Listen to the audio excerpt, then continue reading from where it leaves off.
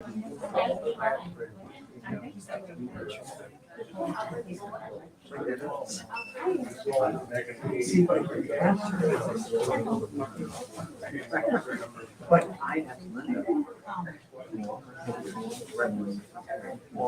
right, hello everybody. Hi, thank you all so much for joining us for this event. We at Left Bank Books are so honored and excited to present Professor Emerita of Educational Leadership at Southern Illinois University, Edwardsville, Linda Morice.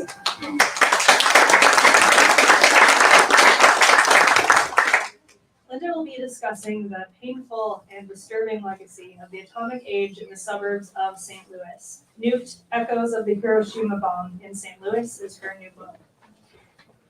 Some notes before we dive in. For all of you here in person, thank you so much for being here and for continuing to wear your mask for the duration of the event.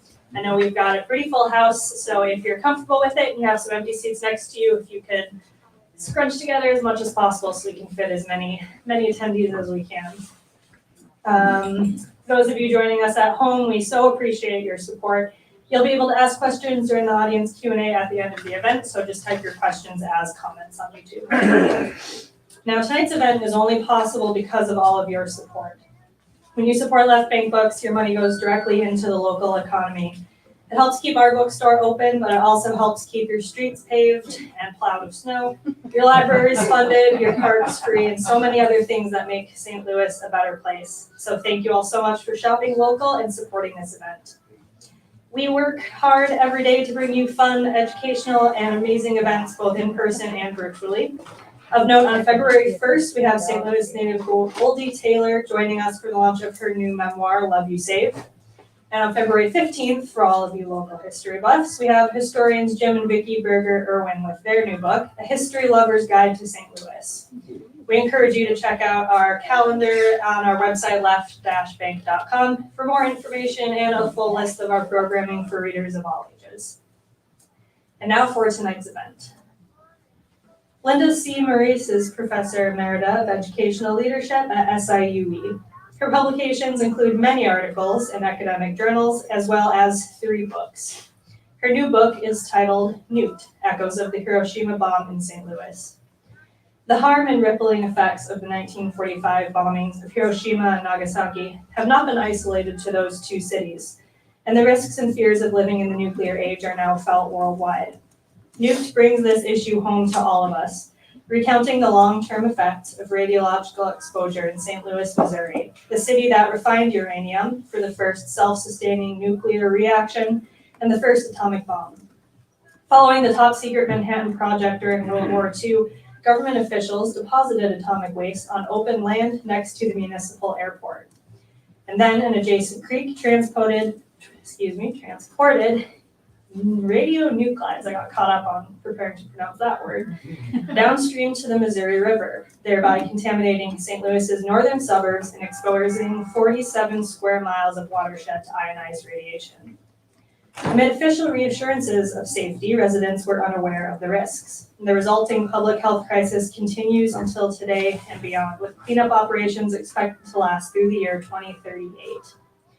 Drawing from various government and agency reports and a plethora of research, Morice presents the factors that contributed to this crisis, as well as profiles of the people both victimized by it and those fighting against it. Please join me in welcoming Linda Morice.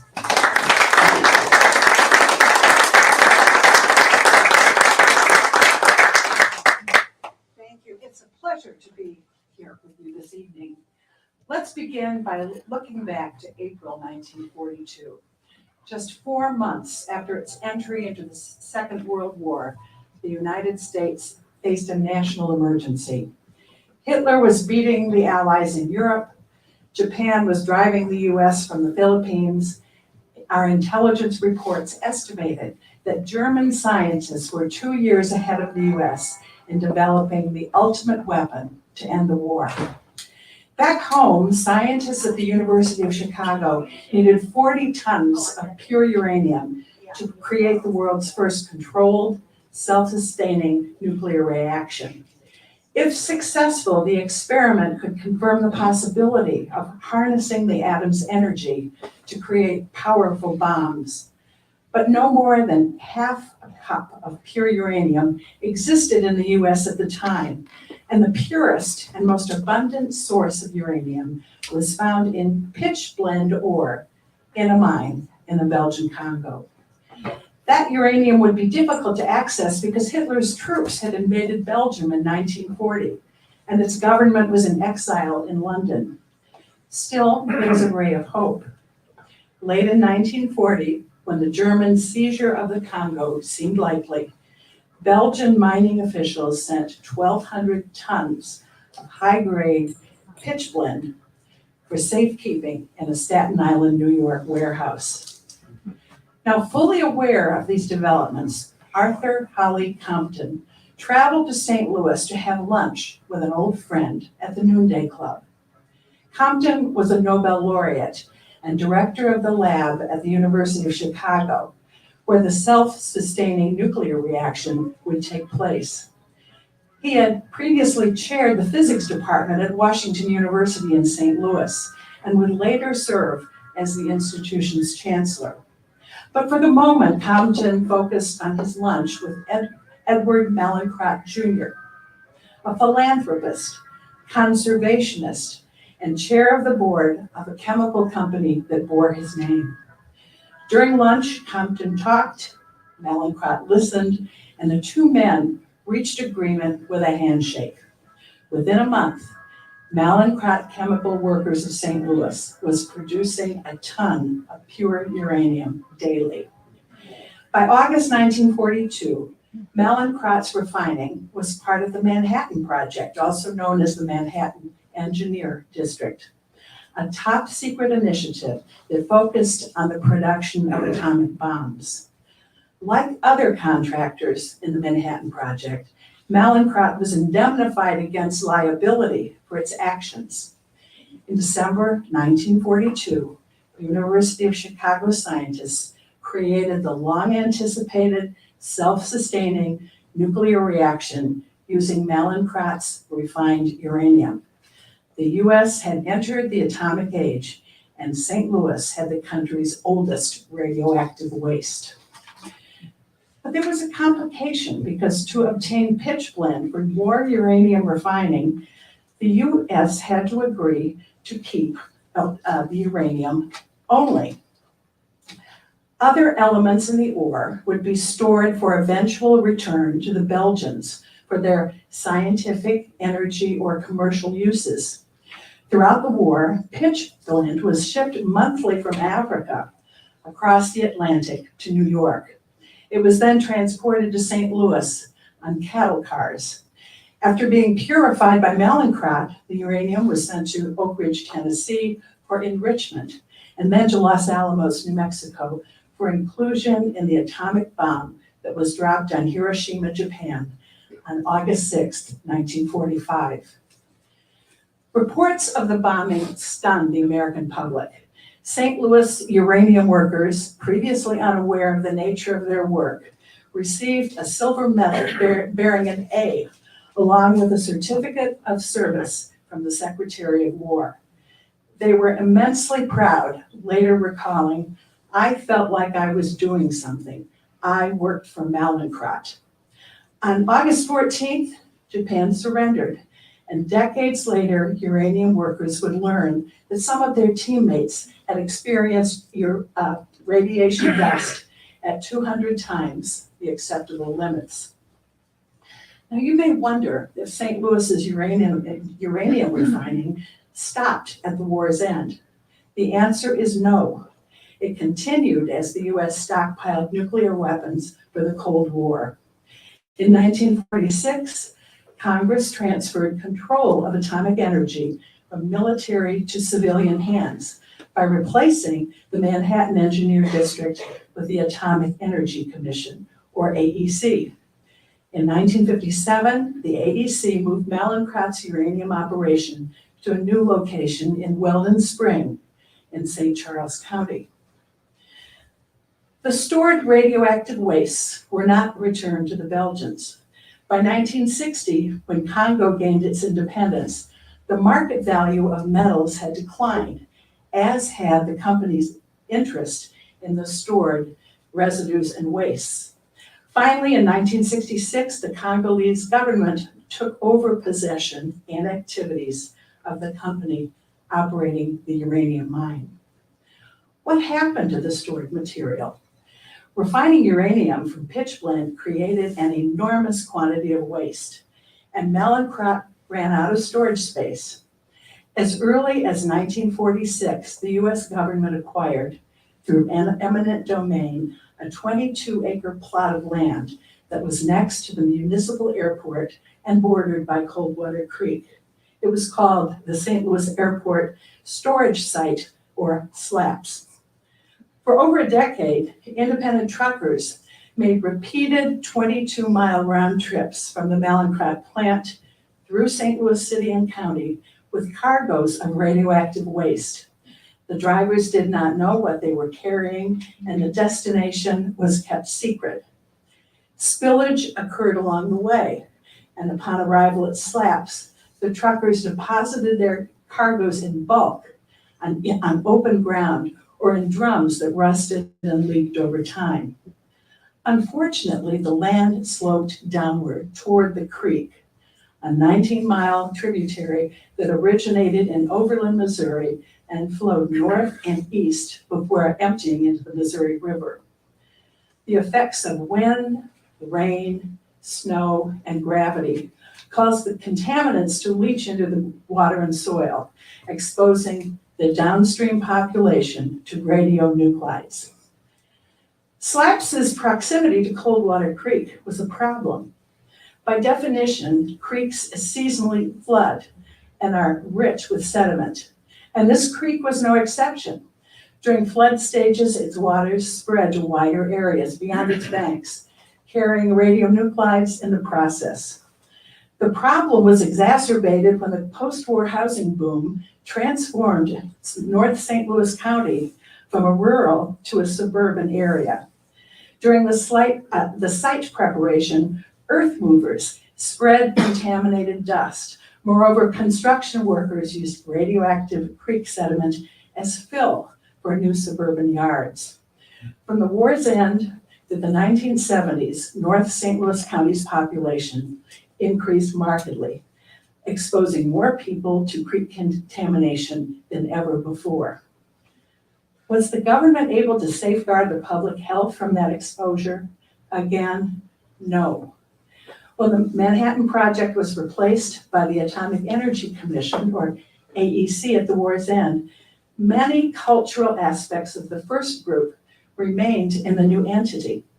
They included operating in secret, giving false safety assurances to the public, prioritizing nuclear production over the environment or public health, and hiring contractors without closely supervising them.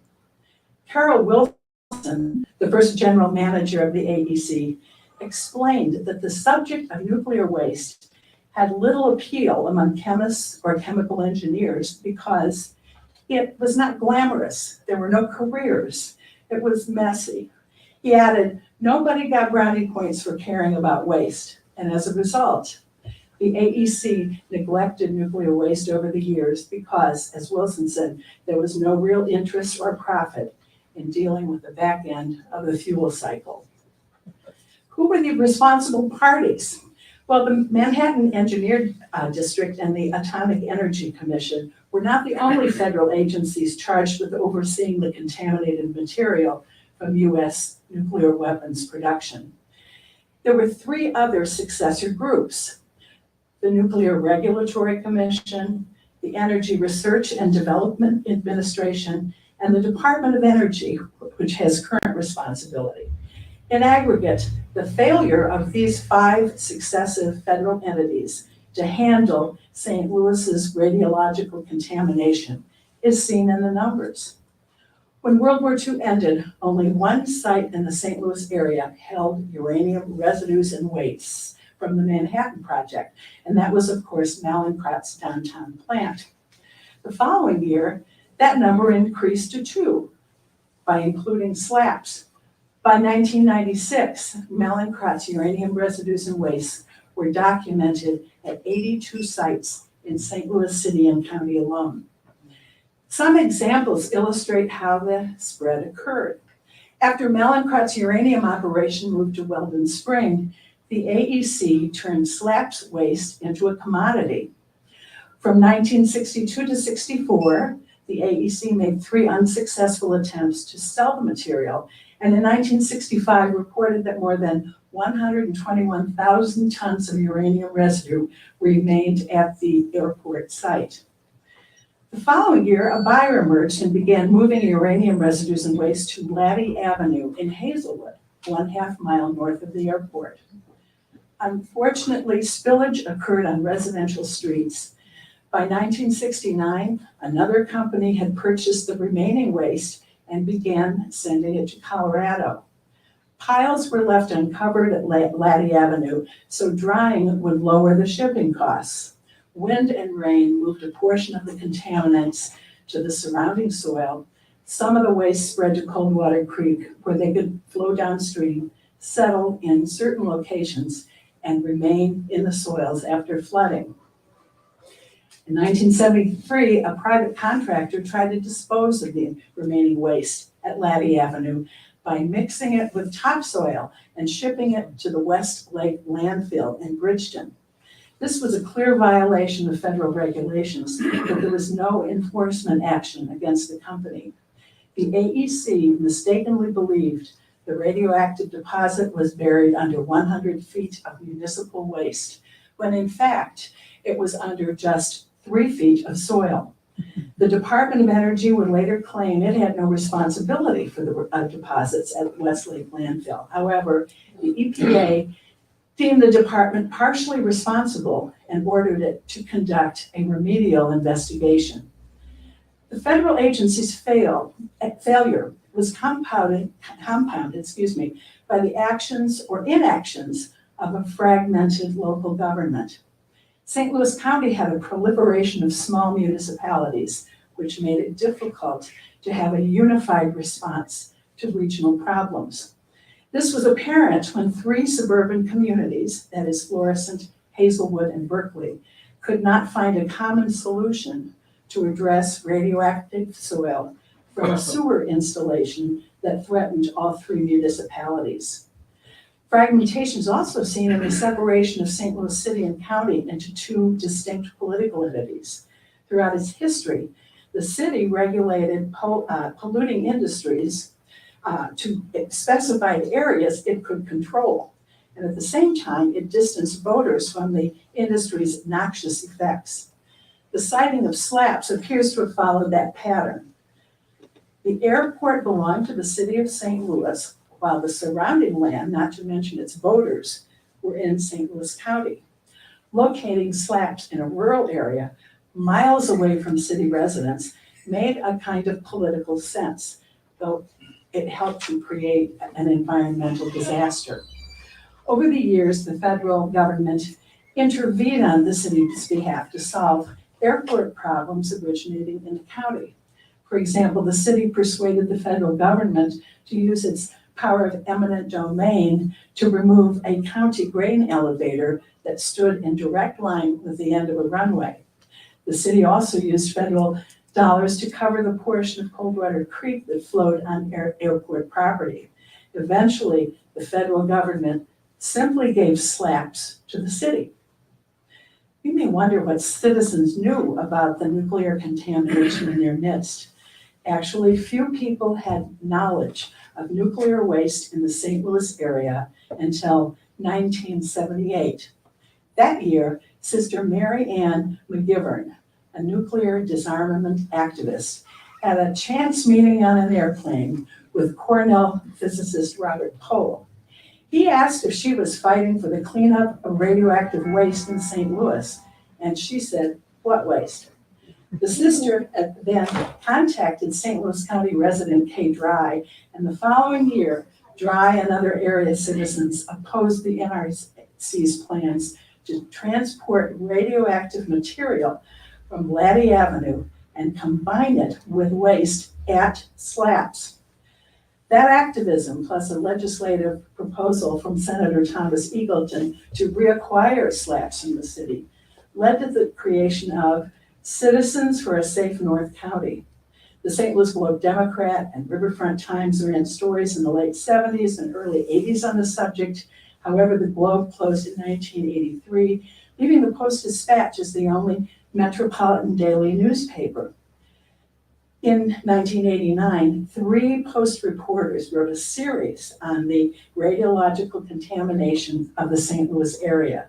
The stories addressed the Manhattan Project, the radioactive waste storage at SLAPS, the health of the uranium workers, and the responses of government officials, among other subjects.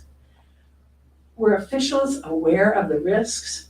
Scientists had long known that radiation exposure adversely affects human beings, and today we know that no quantity is entirely safe.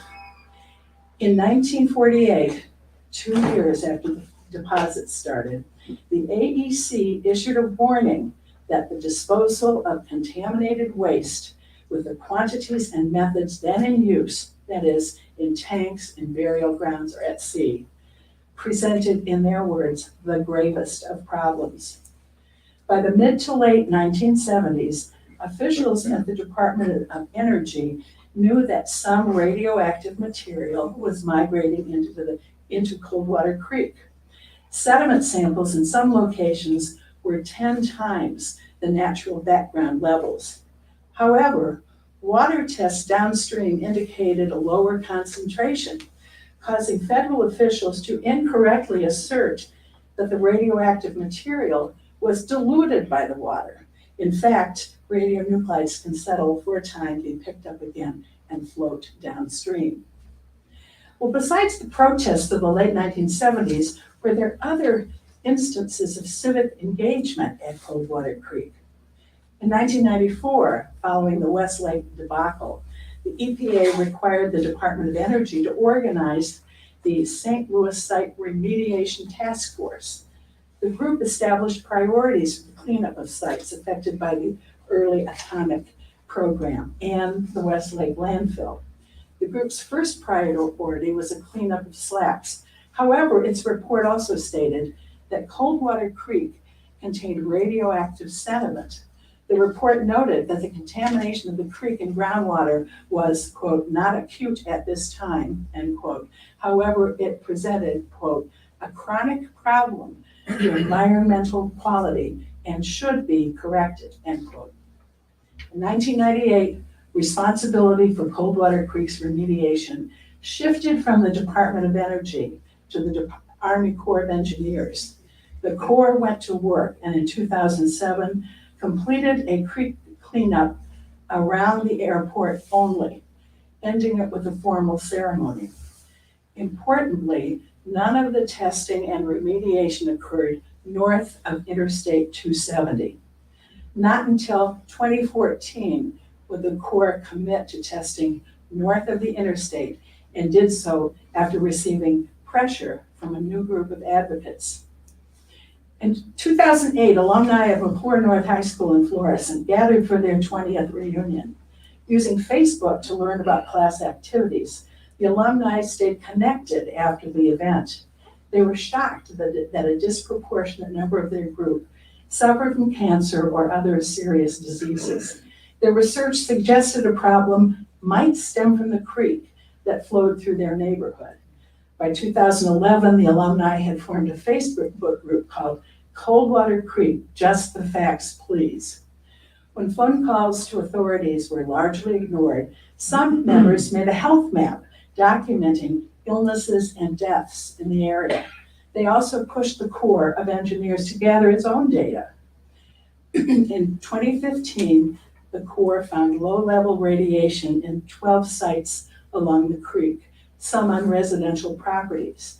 By 2016, the Corps had tested more than 10,000 samples north of Interstate 270.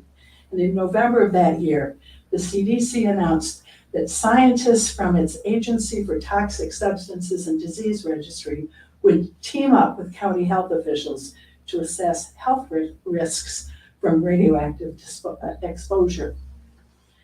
The ATSDR found that radiological contamination in and around Coldwater Creek prior to remediation activities could have increased the risk of some types of cancer in area residents.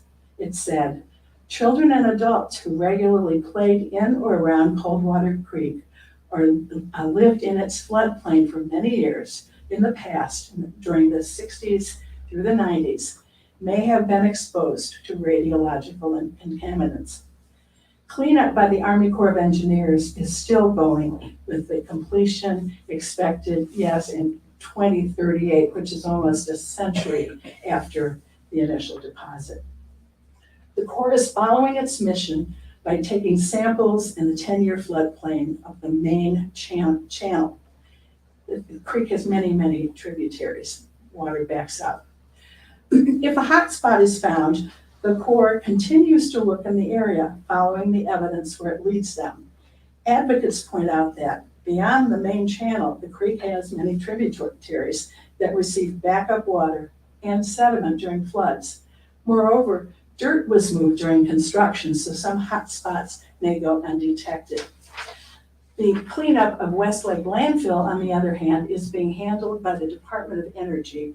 In that case, there was a $16 million settlement from a lawsuit brought earlier by a Missouri Attorney General. Now, 4 points should be made about the contamination of Coldwater Creek. 1, it is impossible to determine the number of deaths from radiological exposure since 1946. Federal legislation did not make cancer a reportable disease until 1973, or mandate that all cancer cases be disclosed to state agencies until 1992. Point 2, one cannot attribute a particular cancer death to a single cause. It's simply more complicated than that. 3, some people were disappointed that ATSDR didn't label the watershed a cancer cluster. To do so, according to the criteria, would involve interviewing many people and following them over time, a difficult task in a highly mobile population. Point 4, radionuclides don't go away. They have half-lives of millions of years. Well, since the 2000 census, Coldwater Creek has been an environmental justice watershed based on the number of low-income and minority residents. That designation qualifies the region to financial and strategic assistance to address environmental and public health issues. Today, North St. Louis County is a densely populated urban area with a racially mixed population. It is unlike the white middle-class suburbs of the Cold War years or the rural locale of 1946. This book discusses the ways in which radiological exposure affected the watershed's communities over time, according to several measures. Nuke's last chapter, A Part of the Whole, presents the St. Louis area as just one community suffering from participation in the U.S. nuclear weapons program. The discussion draws comparisons to Paducah, Kentucky, Jefferson County, Colorado, and Hanford, Washington, all with experiences similar to St. Louis. In a book called The Hanford Plaintiffs, published in 2020, author Tricia Pritikin says her town is not the only one affected by the Manhattan Project. She asks, what about communities exposed to radioactive waste from the Mallinckrodt Chemical Works, which processed uranium for the U.S. nuclear program and stored waste above ground north of St. Louis? What about it indeed? Nuke tries to answer that question.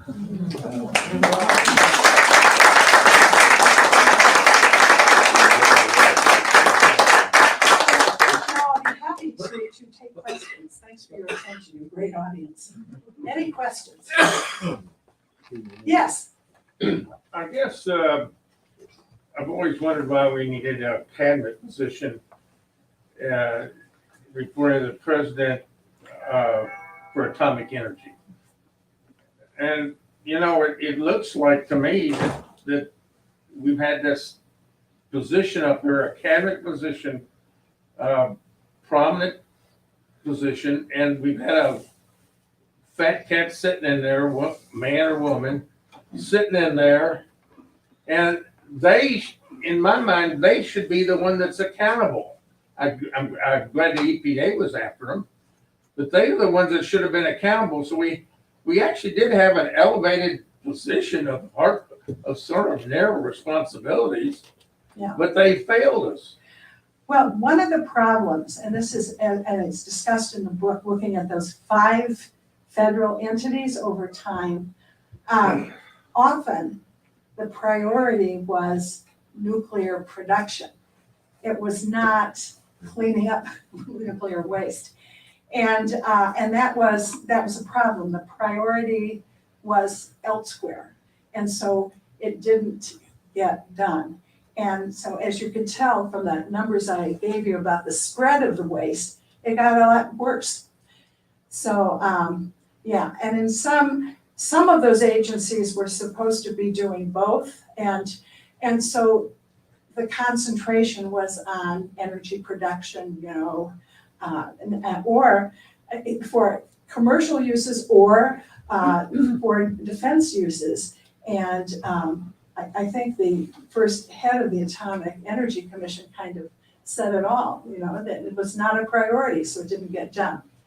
And the longer it went on, we're talking about a lot of expense. And so the more that went on, there was an attempt to sort of address part of it, So yes, that I think, yes, there were positions, but they weren't focused on cleaning up Coldwater Creek. I have no doubt that the Corps has worked very hard in doing what they're doing, and they're doing their mission, but even the cleanup today, there's more to be done.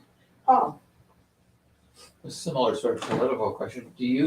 Have we ever had an important political official from the St. Louis area or from Missouri who's made this a cause? And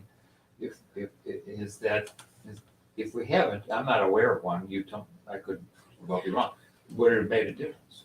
Well, there were, I talked about Kay Dry and her opposition to the all NRC. seems like grassroots, And Thomas Eagleton introduced legislation, but there's not been what you're talking about, and some of it was the fragmented government, and so the cost and so on. And what got you interested? What's your part of the story? I grew up in Florida. Well, I first lived in Detroit, and in 1957, when I was 9, my family moved to St. Louis. My father was they were called an aeronautical engineer.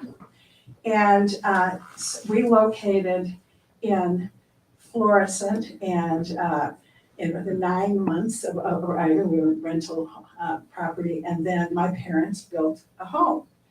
And it was 1,000 feet from a major tributary of Coldwater Creek. We had neighbors who were Navy test pilots and Army officers and people who were, a lot of engineers who worked at McDonald. And so that was a logical place to live because it was a short commute. It was far enough from the airport, but it wasn't a ridiculous commute. So my parents died at 52 and 56, suddenly had malignant, they died of lymphoma, both of them. And in the case of my mother particularly, she never smoked. She had an extremely healthy lifestyle, and there was no good explanation. And I remember when she was dying, her brother, who was a physician in Wichita, came to visit us, and so various people on the block came over to see him and tell him their story.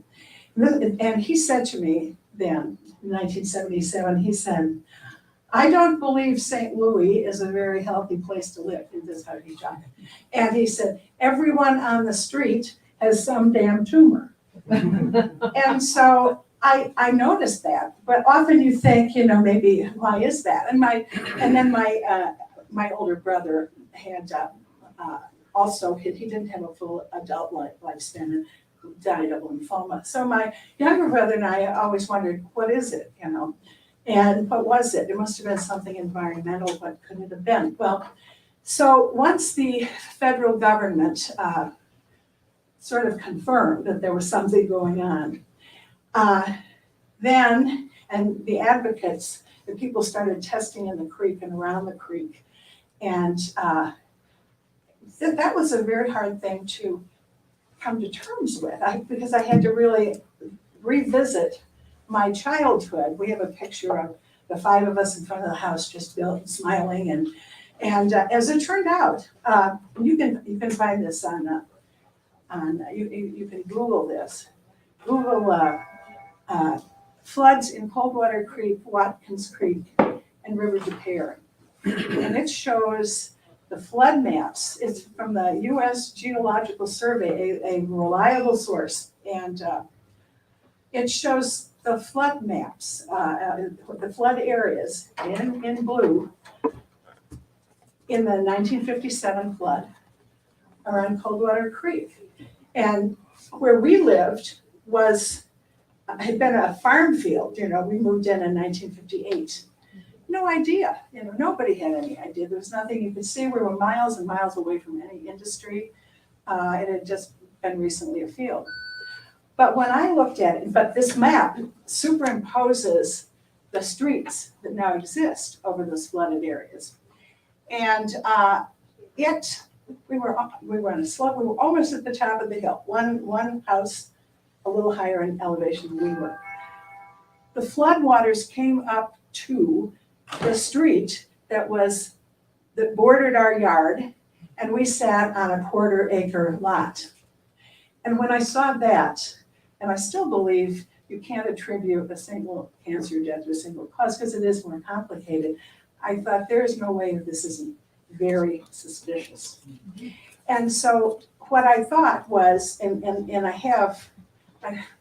I included in the audience this evening are a couple of my friends from going back to the 1950s who lived in the neighborhood, and they can attest to that. So then I thought my idea was I have to write something, and I had published other books. I'd always been written educational history. I'm a historian, and historians need documents, but maps are wonderful documents. And so I thought, well, I'm just going to do something very different. And when I got into it, I wasn't so far out of my research area of the history of education, because in that original group of people who conceived of the bomb project, there were only 6 people who knew what was going on and were a part of it. 3 of them were educational leaders. Now, that's not why I did it. I did it because I lived in the neighborhood, and I found that things were not as we thought. We had no idea, did we? No. So anyway, that's a long and winding story. But yes.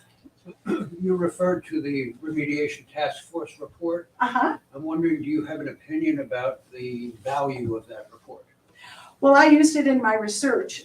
It was interesting that task force had representatives from different groups. There were groups from industry, there were local leaders, there were K-Dry was on it. And they didn't know everything, but it is a good way, because they were pretty thorough finding out what was going on. And there were hydrologists. I'm not a hydrologist, I really can't judge that. But I found that not acute, but you need to clean this up, meant something different from, ionizing radiation, exposure to it over a long period of time, even if it isn't acute, can produce cancer. So there were things they knew, there were things they didn't know, but it was in the 90s. They talked about the fact that it had entered the groundwater They talked about the problem with this SLAPS being in the middle of an urban area and how many millions of people. So it's an interesting read, and you can get that online if you want to get into it deeply. Yes, You know, I don't know if I'm telling this or saying this what I want to say, but that Jenna's school up in, yeah, they said it's full of contamination. And then they came in, the Army Corps said, nah, it's fine, don't worry about it. And so you don't know what, is it, well, there was a company in Boston that did tests on the air and I think dust. The Army Corps of Engineers is, what they do, they are following the mission they were given, which is to go down the main channel, stay in the 10-year floodplain, look for hot spots, and if a hot spot leads them off the main channel and 10-year floodplain, then they look there. I got the feeling, and I haven't seen the reports, I got the feeling that the Boston company and the Army Corps of Engineers were asking different questions, and they were both saying, we're very confident of our data. In some of the documents I saw indicate a recommended testing of air quality going into homes and looking at people whose basements had flooded and so on. Not all that was done. And I sense, because it's going on till 2038, that they found a fair amount and perhaps more than they expected. Jana's school, for your information, is by the main channel of Coldwater Creek and also by a tributary. So I haven't gotten into that.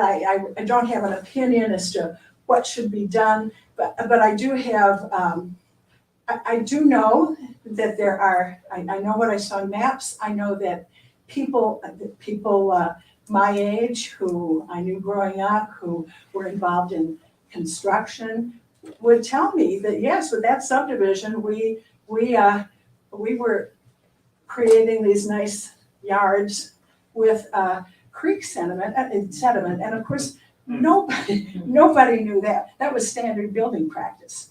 So and lots of houses being built because this was the post-war, the veterans coming home and starting families and all that. So they were just popping up all over the place. So it's complicated, but I think some of those people being quoted are asking different questions. Yes. 2 questions about Malincrot. One, I haven't been up there in a while, but I believe the plant is still there.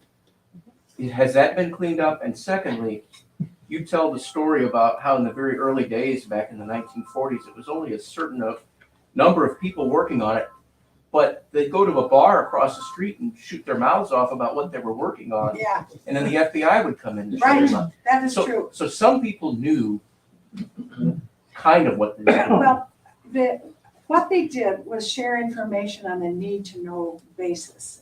So there was, in fact, and this was in one of the Post-Dispatch stories in 1989, there was a guy who, I guess, somehow missed the message that they'd been given. And he was talking in a bar saying that he was working on uranium. And immediately the FBI was in there telling him, in whatever manner, that he was not to mention uranium. And there was a great effort to have codes. They, instead of calling things that they really were, they used breakfast foods. I know it sounds strange, but so all of that was going on. So, but keep in mind, this was the time when Harry Truman was Vice President of the United States, and until FDR died, was he informed.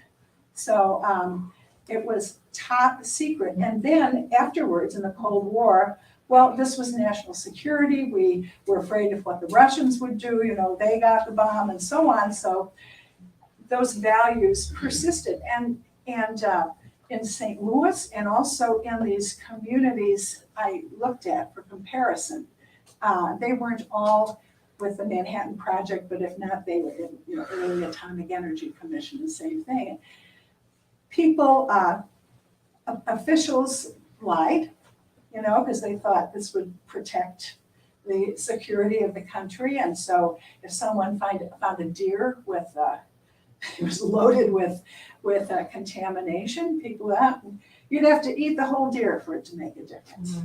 And people at the, parents were concerned about the ball fields at Berkeley that were just really close to slabs. Were told, your children would have to eat the dirt for this to have an effect.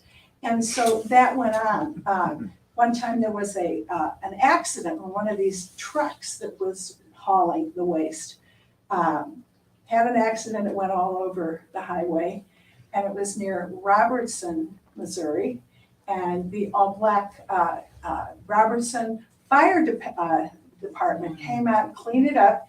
And that was in the paper, but said really, this came from the people who were working on atomic energy, but they only needed to clean that up because it was it got kind of in the way for motorists, So you had that going on a lot. Yes. We have a question from the online audience here, Okay. both from Meg. First, there's a comment to the question about political forces. Former UCity rep Maria Chappelle-Nadal has done so much to instigate awareness and change, so possibly someone to research there. Okay. And then the question is, how should we think about the nuclear waste issue as similar to or different from the toxic chemicals sprayed in predominantly Black neighborhoods in the 50s, which was also part of the Cold War defense strategy? I think that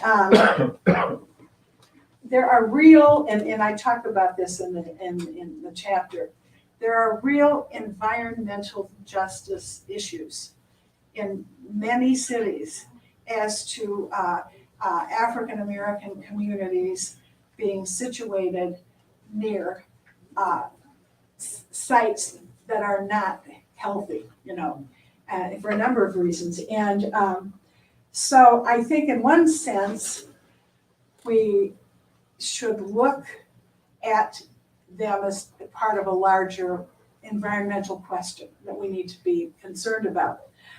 In the case of SLAPs at Coldwater Creek, that was not, it was not located near an African-American neighborhood specifically. It was more near the airport because the city owned the airport and so on.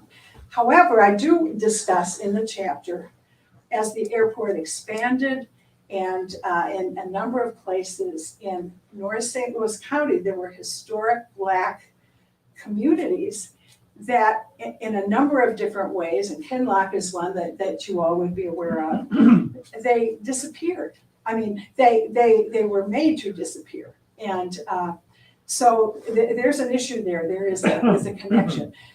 In terms of the toxicity of things that people can be exposed to, I think of nuclear waste as being way up there, in terms of a concern.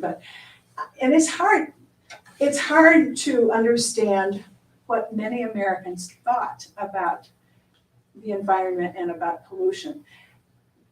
Really, there wasn't a very high interest in the environment at all until, in the United States, until the 1970s. And initially, people became sensitive to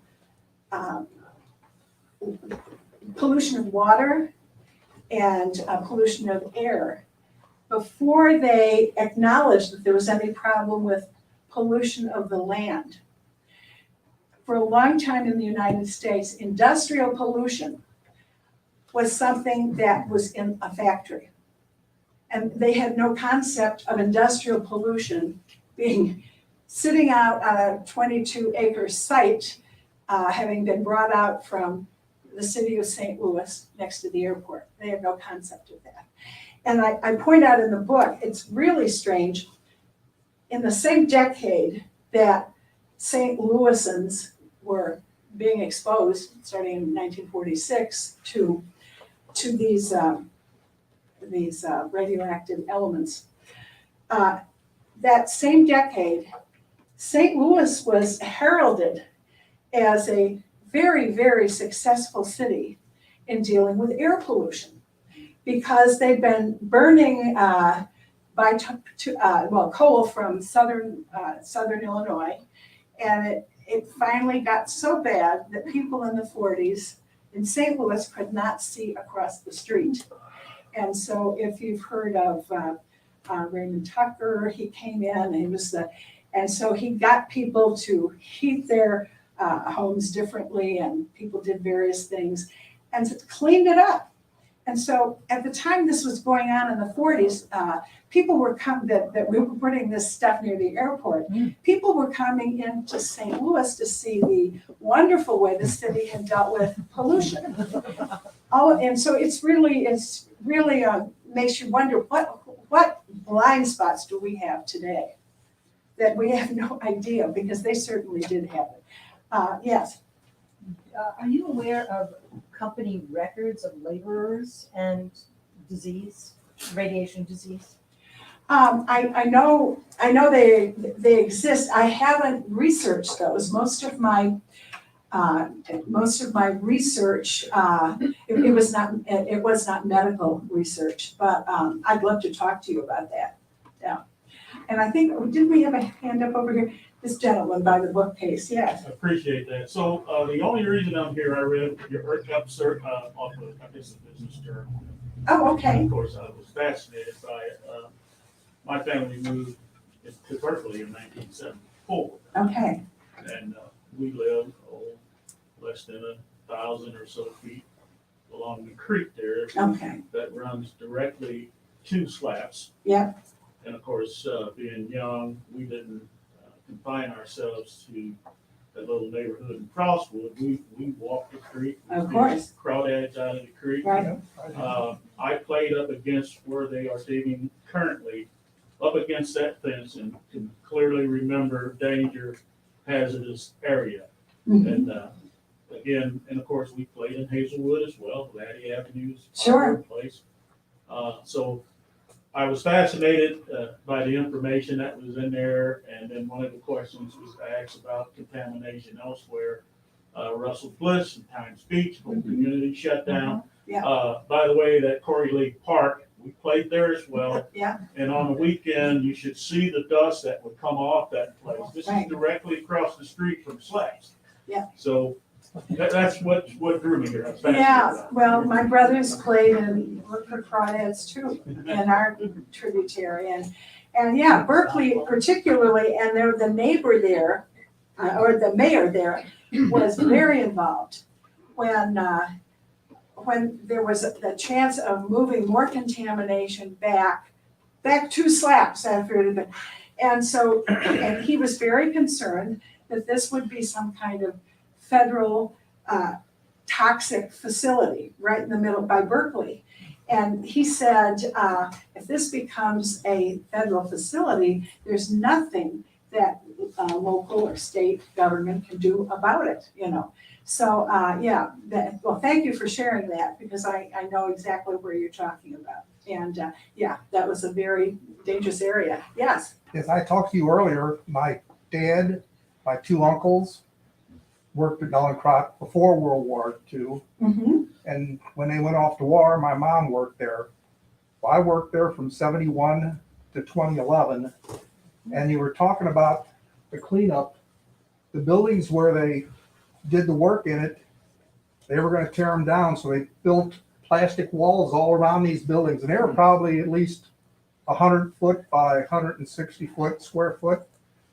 So they were going to tear them down brick by brick. So they started doing that. We came in on the weekend. After the weekend, they said they fell down. Well, they did. They knocked them down is what they did. They hauled that away, and then they dug down in the ground at least 20 feet, hauled it, and then hauled the dirt out. I don't know where the dirt went. My dad, he had cancer, and he passed away. And before he passed away, he said, get an autopsy and get them for what you can. Well, all the older guys that worked there when I was working there, most of them died from cancer, but they all got $100,000. And then my dad, they paid for all of his nursing home. He was in nursing home for a while, so they paid for that, where they reimbursed us. And with me, every 3 years, I can go and get a physical, and it's a real good physical. They don't make you go if you want to go, so I go every 3 years and get a physical. And How old was your dad? I guess my dad died about 86. And it was a good place to work, but you knew it was a nasty place to work. Anybody else? Yes. Linda, at the Weldon Springs stop on the Katy Trail, there's a little plaque about the Weldon Springs cleanup, and it says, "You can be assured that this cleanup is really good, and it will protect us for 10,000 years." Yeah. Right. And the next paragraph says, "By the way, these things have a half-life of 30 million years." So I'm just wondering, Right. what is your view as to the adequacy of the Weldon Springs cleanup? Well, I haven't, And then also, I mean, Okay. could there be an equally adequate one for Westlake and Coldwater Creek or not? okay, well, that has multiple parts. Let me, what is my, I haven't researched the Weldon Spring cleanup because I stayed in St. Louis City and County for my story. But I will say that normally with this remediation, it's remediated for current uses, whatever they say the land can be used for. And so when you're talking about thousands of years, my concern is, who's going to remember that it was remediated for that purpose? Okay, so that's a piece of your question. What else? Well, I mean, how adequate is that? I mean, I don't think it is, but you, this stuff is going to stay. I mean, it will never totally disappear. And in terms of, again, if I talk about what I know about with Coldwater Creek and with St. Louis, I don't know if the Corps has taken samples in those areas that when I look at the map on plate 1A that you can look at, I don't know that their plan has them dealing with any of that. And it's not impossible to find those areas because there are maps. So if they're not taking that as part of the evidence, those maps are evidence. That's the US Geological Survey carefully documented. And so I guess I'm always concerned, especially given the history, that what got done, was part of it, maybe the worst of it, but it's a real issue. So that's why I decided to research this and write the book. So do I think it's adequate? No. Karen? Could you speak more to the federal agency's resistance to acknowledge this overt incidence of these cancers until this Facebook page and just the facts? It was really through social media, like you said, Right. that this came to light. And so could you speak more to that and which agencies really resisted and finally had to acknowledge? And then also, could you speak to what is just the facts asking for today? Like, what is their agenda? They have been less out there than Just Moms at Westlake Landfill. So I'm not privy. I'm not a group member of either organization, and there are a few people who are members of both. But anyway, but here's what I would say about that effort, what it showed. When they started bringing this forward, officials did not return their calls. They just didn't. So I can't say that anyone was super cooperative. And so then the state health department did a study after a lot of prodding, and it was a poorly designed study. They compared, and this was in the 21st century, so they compared zip codes of the areas that these people were saying there were a lot of deaths and or illnesses. And they compared the two, the health records of adjoining zip codes. And they concluded that there was no statistical difference. And they concluded kind of saying, you know, if you're worried about cancer, watch your weight, don't smoke, and get exercise. So what happened is two of the women who were members of the Coldwater Creek Facts group went door to door and compiled a health survey, and they made a map of where there were serious illnesses or there had been deaths. And then they went to a TV station and some other venues, wrote some articles. And they criticized the methodology of the health department and said, they pointed out that in their own zip code, there had been a 75% turnover of the population since that area was affected. And so they said that this response of the state was very much like the old joke about the guy who lost his car keys in the alley. So he looked for them under the streetlight, and someone said, "Why are you doing that?" She said, "Because this is what I can see." And so when that happened, really to the state's health department's credit, they looked at their map and they redid their study to take the mobility of the population into account. And you know what? They came up with the same conclusions as the Coldwater Creek Facts Group had. And so that was at that point then, the state agreed to support them. They acknowledged their error. And I think the county health department, and they wrote the CDC, and the CDC took a look and said that they would be sending in their toxic disease group. So that was a huge thing. And then, then when they started doing some of the tests, and they hadn't been testing north of 270 at all, which is, you know, Hazelwood, Florissant, Blackjack, or unincorporated to the Missouri River where the creek empties. When they started doing that, then they were even finding things in, you know, people's yards. And so then that is what the Corps has been cleaning up, because some time ago, decades ago, they had their closing ceremony having cleaned up slabs, and I think the Berkeley ball fields got cleaned up at that time. You say that, but I don't see it. You don't see it. Well, they reportedly. If they were there, I mean, the field is still there. I haven't seen them stage it over there at all. Okay. Whenever they first started digging, I saw that, of course, Yeah, me thinking back on, okay, I know this is a Superfund site. right, it is, What I just told you, right. hey, I was there, I played with that, and now all of a sudden they've got a hole that's probably 30 feet deep there.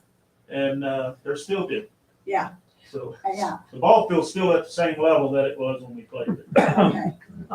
All right, well, I'll check my notes on that, but I think there was at least a claim that, and maybe that's a false claim, it wouldn't be the first one in what I found in my research, yes. Did you talk to Dr. Conley, remember, over at County Health? I, Because he had that little kerfuffle, you know. he did, he's gone. and prior to his kerfuffle, and actually, and historians deal with documents primarily. No documents, no history. So I have at least one of his documents in the appendix of this book. So yes, he notified area physicians, as I recall. And so yes, he was supportive. Yeah, he put out, but he printed, Yeah. you know, out of the county, a few things. So yeah, there were some people who helped. Yes. We have time for one more question if anybody else in our in-person audience Yes, has way one. in the back. My name is Colonel Kevin Gollenhorst. Hi. I'm the commander of the St. Louis District here at the U.S. Army Corps of Engineers. Glad to meet you. Glad to meet you as well. And so my question is going to be, first of all, thank you for writing this book, the research, and for all of you for being here tonight. And I guess I would ask, would you be willing to do a follow-on session for a public engagement with not only the Corps, but other local officials? Sure, Something similar to this in the future. sure, And do you have any other planned engagements also on record, ready to go? sure. And thank you for your hard work. You notice I said that when I didn't know who you were. You know, I just want to say that I don't want to. You did an excellent job of explaining tonight, and I'll stick around and glad to answer any questions as well. Great, We just had a good public engagement with some of the groups you mentioned last Friday. And every third Friday of the month, we'll be having online virtual engagements for citizens, elected officials. And then one last thing, the congressional leaders today, both Senator Hawley and Representative Bush personally are engaged to understand and communicate the importance. And we are going to be able to, we're committed to continue this important work. And so thank you so much for all being here and your attention and your interest. yeah. And for you, again, helping to understand what has happened in the past and as we move forward in the future. So thank you very much. Well, thank you. All right, All right, thank What's you all next? so much. Yeah, we will move on to the signing. So thank you.